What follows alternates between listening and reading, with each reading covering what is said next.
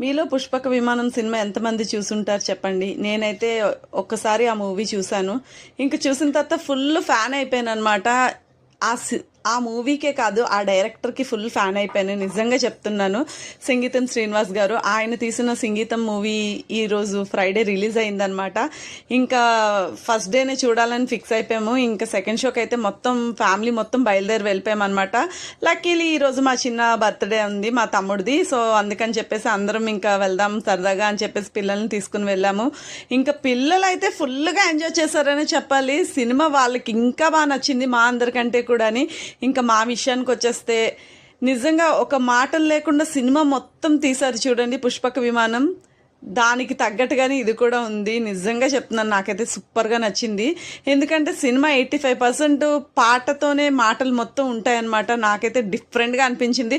So మీలో ఎవరికైనా interest ఉంటే కంపల్సరీ వెళ్ళి చూడండి. డిఫరెంట్ మూవీ అండి. ఇలాంటి సినిమా ఇప్పుడు చూడకపోతే ఇంకెప్పటికీ చూడలేం మనం. ఇంకా అంత సూపర్ సినిమా అనమాట. Thanks for watching. Please do subscribe.